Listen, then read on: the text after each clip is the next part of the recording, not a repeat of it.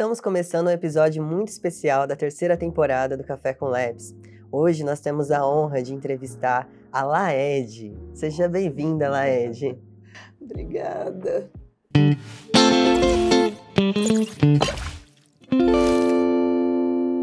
Então aqui nós temos a informação que você é médica, sanitarista, pesquisadora e roteirista no nosso documentário Esquecidos, além de contribuir com a direção. Você pode se apresentar para o nosso público, por favor? Primeiro eu queria agradecer muito a vocês, não só por me convidarem agora, hoje, mas por toda a experiência que foi participar do Esquecidos, com pessoas que têm menos da metade da minha idade e que não tinham experiência em fazer vídeos, e nem eu, né? Tinha experiência em participar, como eu estou participando aqui, mas não em fazer um roteiro, um vídeo, né? E isso foi muito bom, porque são pessoas que se comprometeram, pessoas que, como o Esquecidos é voltado para adolescentes, pessoas que foram adolescentes, estudaram na rede pública, sentiram, sofreram, então todo mundo se engajou muito, né? E isso para mim foi uma descoberta excelente, foi muito bom.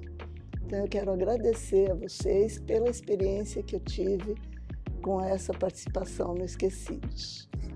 Para a gente também foi muito especial, né? Porque o Esquecido ele já tinha sido tentado produzir antes, como você disse, por uma equipe que não tinha tanta experiência, né? Ele foi tentado produzir 3 vezes. Né? A primeira na pandemia, pela Mayra, né? E pelo Ricardo. E eles se engajaram nesse processo, mas foi num cenário sem nenhuma estrutura, assim, né? Eles tinham um sonho e uma ideia na cabeça. E aí depois teve uma outra pessoa também que se envolveu no processo junto com você, né?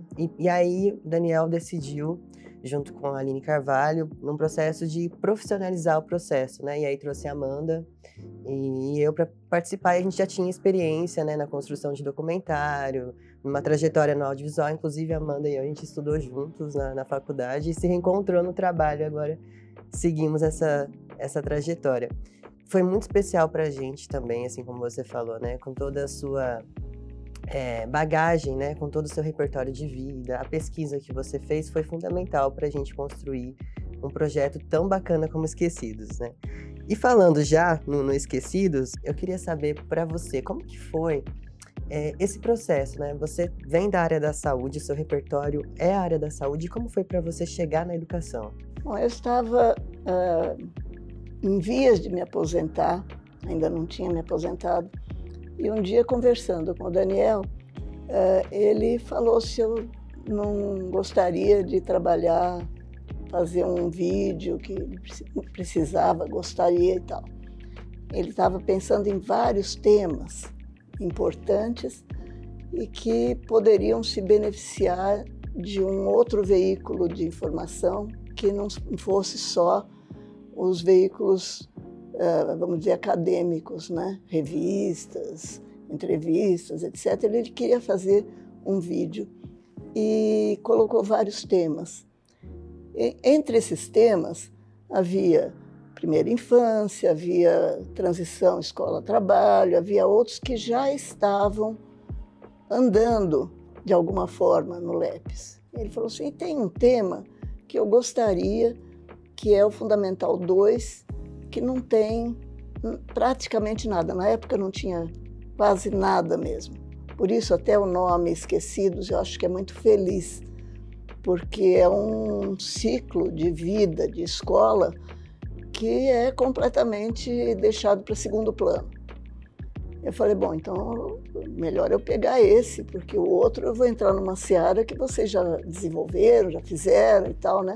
Então vamos começar a pensar nesse tema. Conversando com o Daniel, anotei várias coisas que ele gostaria de abordar sobre o tema de Fundamental 2. Né? E anotando esses tópicos, eu fui pensando que é mais ou menos parecido com experiências que eu já tive na saúde pública, né? Eu venho da saúde pública da área de epidemiologia, enquanto todos os colegas, a maior parte dos colegas, escolhiam especialidades. Até meu sogro dizia: por que você não escolhe, por exemplo, clínica médica, cirurgia? Todos os médicos aqui da minha cidade estão ricos. Eu falei: bom, mas não é bem o que eu estou pensando em fazer. Então escolhi saúde pública, que tem um paralelo com vocês aqui do LEPES, que trabalham com a mão dos outros, vamos dizer. Então, os médicos ficam felizes de atender um paciente, de resolver o problema daquele paciente, sacar qual é o diagnóstico, o tratamento, tal, levar aquele paciente à cura. E eu queria uma coisa que, por menor que fosse a melhoria, atingisse o maior número de pessoas. Então, como vocês no LEPES trabalham também com a mão dos outros, vocês não estão na sala de aula, vocês não são aquele professor que fica feliz, e fica feliz mesmo, né, com os resultados da sua classe, daquele aluno, daqueles alunos. Mas vocês trabalham para a melhoria de muita gente. E eu acho que isso é muito interessante, é um pouco frustrante, porque você tem que trabalhar, como eu digo, com a mão dos outros, né? Mas é muito interessante. E, por outro lado, trabalhar com o tema educação de adolescentes, eu faço um outro paralelo, que é um paralelo com uma antiga máquina que a gente usava, uma autoclave, que era um tambor em que você tinha que fechar para conseguir dar andamento, funcionar aquele tambor. Era para esterilizar material. E que você, se fizesse força de um lado só, empena do outro. Então você tem que ir fechando aos poucos, equilibrando. Mas aos poucos você tem que ir fechando. E é a mesma coisa que trabalhar com educação de adolescentes. Porque muitos dizem assim: é a família que precisa ser abordada. Bom, é a família, mas se você trabalhar só a família, vai faltar do outro lado. Não, mas é a direção das escolas. Não, é o Estado. Não, são os professores, é a carreira do professor. É a própria adolescência, é a dificuldade da idade.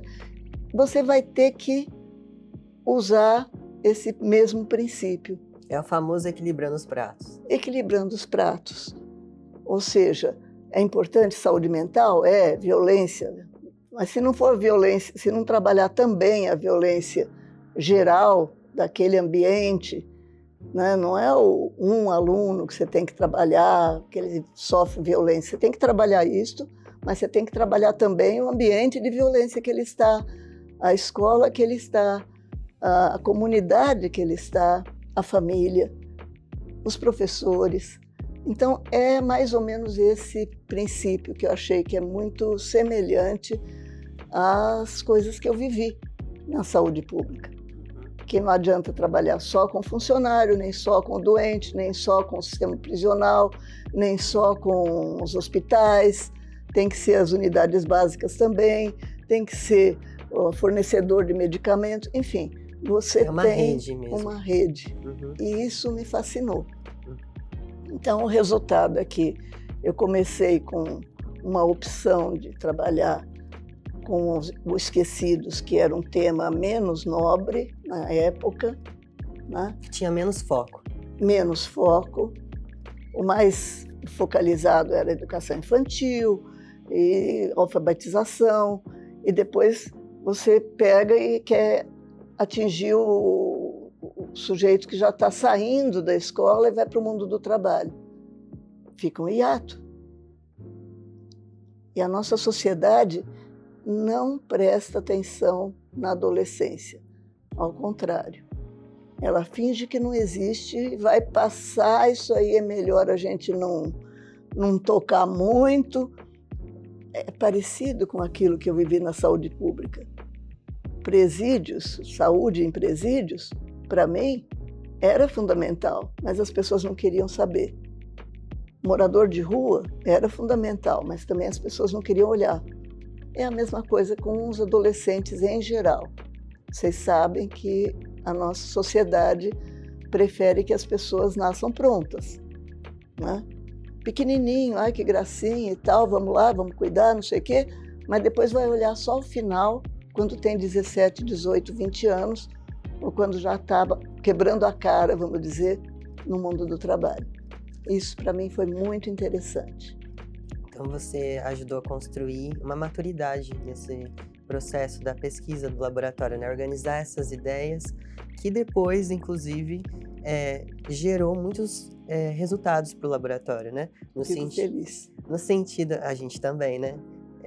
No sentido de criação mesmo de política pública, que no final do dia esse é o nosso propósito, como um lugar onde a gente debate os assuntos que não estão tão em evidências como esquecidos, outros que estão muito em alta como a primeira infância, mas eu penso que o LAPS tem olhado para muitos eixos que são essenciais, como você trouxe na sua fala tantas coisas ricas que eu tô até com dificuldade de escolher o que eu vou comentar. Mas a questão de trabalhar um indivíduo é diferente de você trabalhar o coletivo, que é isso nosso objetivo, né? Construir políticas públicas para atingir maior número de pessoas.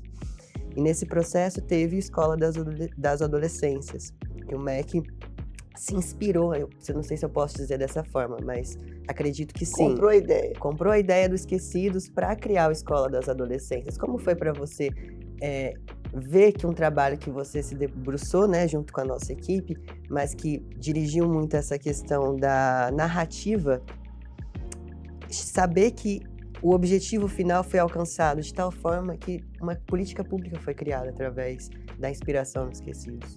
Não é que não existissem políticas públicas, mas elas não eram valorizadas mesmo. O próprio MEC e outros, os educadores, reconheciam isso. E foi muito, muito rico saber que deu fruto. Uhum. Você trabalha com alguma coisa que vai ter uma repercussão social, né? Agora, eu queria falar só mais uma coisa da elaboração do Esquecidos. Eu ajudei a construir esse fio da narração, esse fio narrativo que olha para vários aspectos da questão, mas foram fundamentais as entrevistas que vocês fizeram com os adolescentes. Então, Maga foi um, a Aline foi outra, outras pessoas participaram um pouco também, mas souberam extrair aquilo que é de real, que eles sentem e não conseguiam talvez falar, ou se falavam, não tinham para quem, né? Então, poder ouvir os adolescentes, eu acho que foi muito rico, e esse engajamento que vocês tiveram de entrarem de cabeça nesse tema, entrou de cabeça ou não? Com certeza. Isso é muito interessante. Foi isso que eu acho que sensibiliza as pessoas. Porque a gente está dando voz para quem realmente precisa, né? Para quem realmente está nesse lugar de fala. E é importante a gente entender os lugares de fala e respeitar esses lugares, né? O que eu sinto muito, Laide, é que a gente trabalhou muito como equipe mesmo, né? E aí quando a gente trabalha como equipe e coloca a nossa essência, como você falou, a gente está bem próximo da adolescência, né? Mais próximo, acho que, da adolescência do que da vida adulta. Eu vou fazer 30 anos esse ano, e aí eu fico, meu Deus, tipo, eu só sou um adolescente ainda, né? Eu sinto que eu tô aprendendo tanta coisa, né? Eu falo brincando isso, mas a gente nunca para de aprender, a gente nunca para de crescer, e se conectar com os adolescentes no Esquecido fez toda a diferença, assim, para entender onde eu estava entrando. Isso foi 2022, a gente tem 2025. Então, muitos processos de aprendizagem. Eu vim do audiovisual e caí na educação e eu ficava, mas eu não sou pesquisador, como que eu vou fazer isso? Só que a equipe, né, aqui junto, a gente sempre se apoia, a gente estuda muito para conseguir acompanhar mesmo, até para traduzir as pesquisas do LAPS.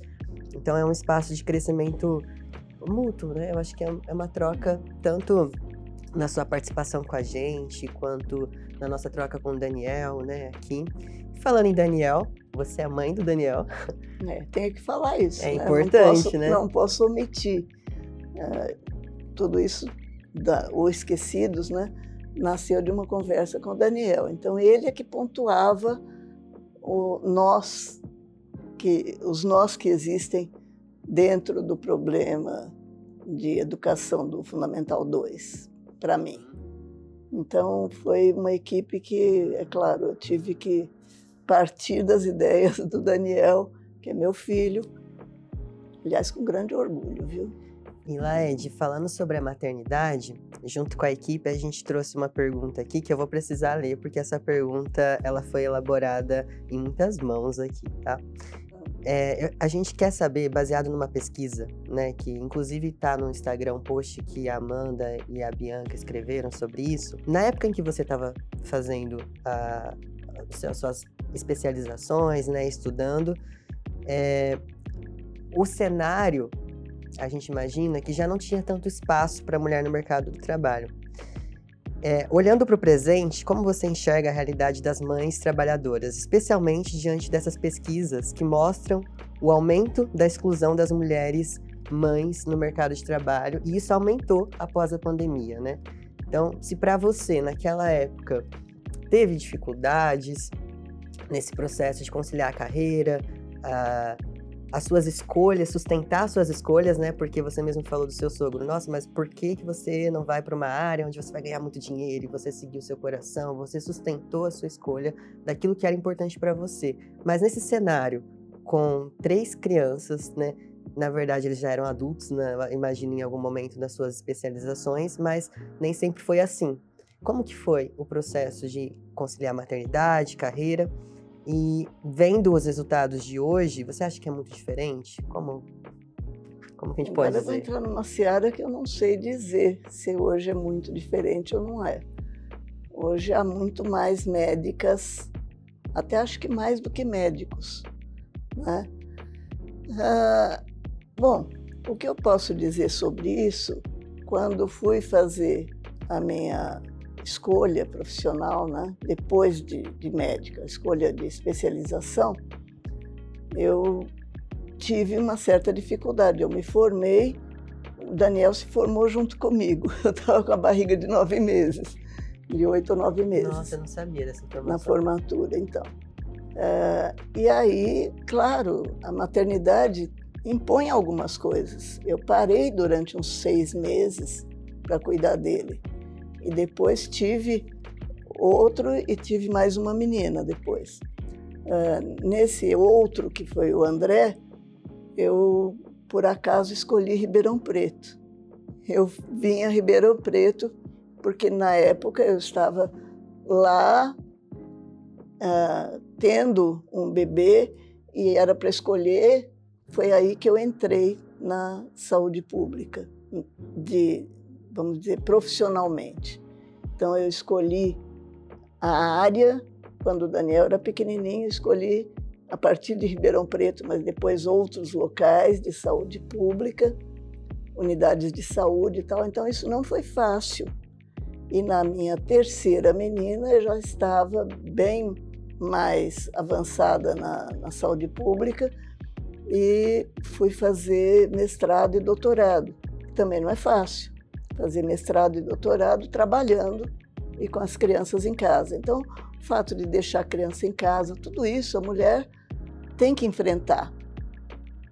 Não me parecia, na época, que fosse uma exclusão deliberada, vamos dizer, do ambiente médico, mulher, não, mas da própria condição da mulher. Mesmo estrutural, você pensa que é a questão estrutural? A questão estrutural, maternidade. Certamente há também exclusão para postos de trabalho, tudo isso, mas nessa área eu não tive essa experiência porque na saúde pública era tudo por concurso, né? Então não tive esse problema. Mas o fato de não ter feito, por exemplo, mestrado e doutorado logo no início, tem a ver com as opções, você tem que escolher. Ou você cuida da casa da criança, de ser mãe, mesmo trabalhando, mas colocar mais uma coisa, que seria fazer uma pós-graduação, já me pareceu no momento, para outras talvez não, mas para mim no momento não dava que tinha que sobreviver também, né? Lembrando que logo no início, então quando eu me formei, ainda era resquício de ditadura. Então eram outros ambientes, outras conversas, não era tudo muito fácil e acolhedor, não. Né? Imagina. Na verdade, não, acho que eu nem consigo imaginar, só de ouvir falar mesmo. Só de ouvir falar. Não que queira, bom, né? Não queira queremos nunca mais viver isso. Não queremos. Nossa, Laide, muito obrigado por compartilhar com a gente. Lívia, como tá o tempo? 10 minutos, ok. Agora eu queria trazer uma reflexão. Você traz, né, o seu foco na saúde pública, e o LEPS também tem um foco na educação pública. Né? Então, a gente quer melhorar a educação e a qualidade da educação pública. Óbvio que o que a gente aprende aqui pode ser usado também pela rede privada, né? Só que o nosso foco é as crianças, os adolescentes da educação pública.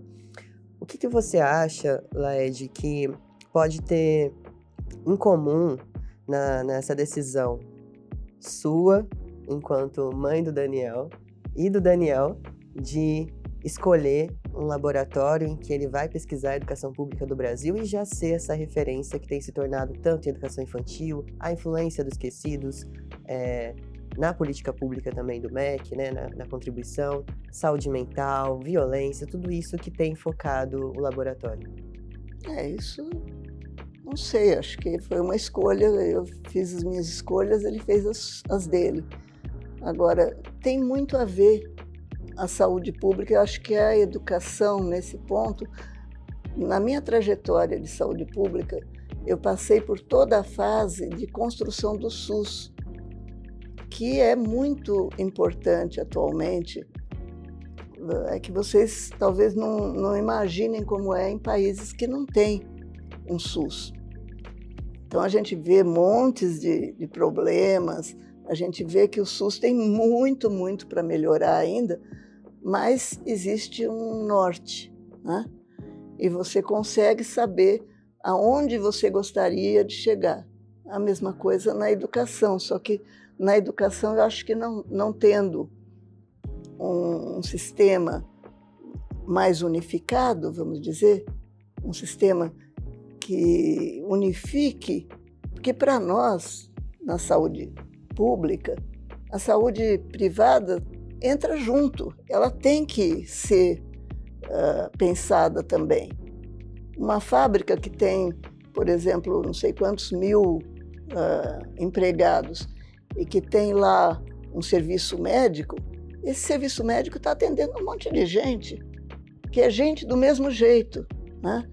Mas existe um princípio, que é o SUS, onde existe uma responsabilidade do Estado sobre todo o sistema de saúde, não só público. Eu acho que na educação falta um pouco isso. É como na fase pré-SUS, onde o governo federal fazia uma coisa, o governo estadual fazia outra, às vezes os dois colocavam um ambulatório semelhante no mesmo bairro e faltava em outros bairros, e hoje o município, na área de prestação de serviços, o município é responsável pela saúde dos seus munícipes, sejam eles usuários do sistema público ou não. Você vê que a hora que tem aí uma intoxicação por bebidas contaminadas, isto é parte da responsabilidade também do SUS. Na pandemia isso ficou muito claro, né? Então, eu acho que para a educação seria muito interessante ter um sistema que unificasse melhor, que conseguisse dar um norte, que não tivesse duplicação de esforços num setor e faltar em outro. E que alguém fosse responsável por todas aquelas crianças. Agora, é claro que tem que focar mais nas crianças de escola pública, primeiro porque são maioria, segundo porque elas são muito mais carentes, em média, né? E na saúde pública também, eu trabalhei muito com tuberculose, que era o carente do carente, quer dizer, é aquele mais desassistido entre os desassistidos, que a população geral é aquele que está estropiado e que, em geral, é o mais pobre de todos. Então, quando veio a AIDS, então, junto, deu um rebu ali, né? E acho que a gente tinha um norte. Quer dizer, nós não queríamos que aumentassem os casos de tuberculose resistente. Então, a mesma coisa na educação, que precisa olhar todas as faixas etárias, precisa olhar toda a sociedade, como é que a sociedade se comporta, violência, preconceito, carreira de professor. Como eu falei, você tem que ver e ir dando empurrõezinhos. Não adianta um empurrão num lado só. Você tem que fazer a coisa funcionar. Eu fico confuso porque parece que tem tanta coisa para fazer e aí como organizar essas demandas, né? E aí você trouxe, né, o exemplo muito assertivo do SUS, que é algo que, como pessoa que vive no Brasil, eu tenho muito orgulho do nosso sistema e eu acho que muitas pessoas que estão assistindo a gente também, as pessoas atrás da câmera concordam. E eu fico muito feliz e honrado de estar diante de alguém que contribuiu para esse sistema, que participou. Você tem um repertório tão grande, Laed, que o programa poderia ficar aqui 1 hora, 2, 3, e não seria o suficiente para a gente ouvir a sua história, aprender, se inspirar. Mas, infelizmente, a nossa diretora deu o sinal de 5 minutos que estão acabando e eu quero aproveitar esses 5 minutos da melhor forma possível. Primeiro, antes de você dar a sua mensagem final, queria que você deixasse pra gente, assim, um norte mesmo de, poxa, se tem tantas coisas pra gente fazer enquanto sistema público de educação, como que começa, como que organiza, né? O Daniel traz muito essa filosofia de o LEP ser um lugar de diálogo, onde a gente possa discutir as ideias e não as questões pessoais, né, políticas, mas que a gente deixe de lado as divergências para a gente focar no problema. Então, que a gente consiga consolidar o laboratório para isso, para discutir ideias, né, que as ideias não precisam... ele fala assim, as ideias podem brigar, mas as pessoas não precisam, então que a gente cria um ambiente seguro.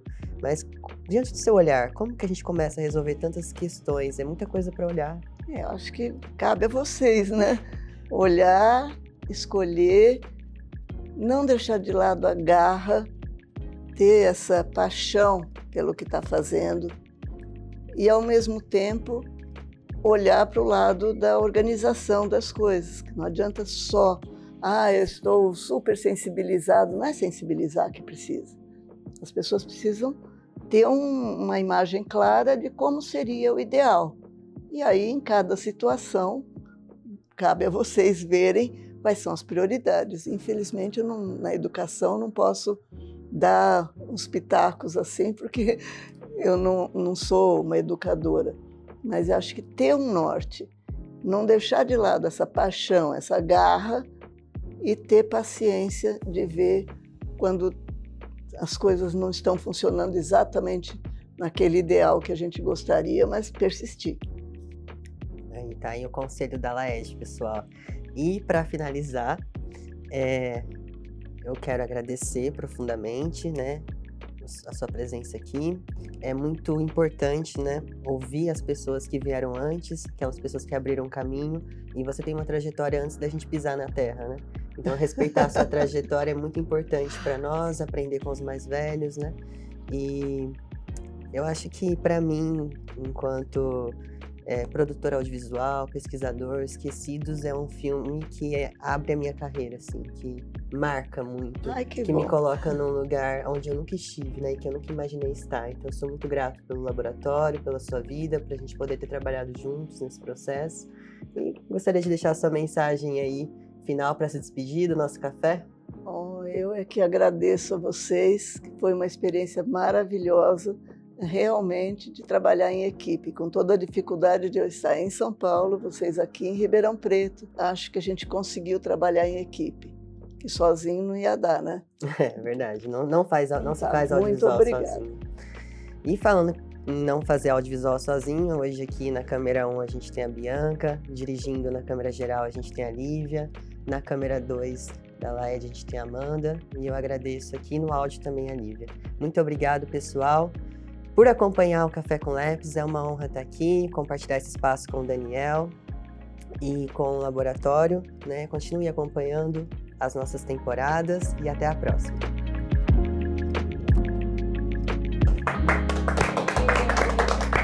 Que lindo!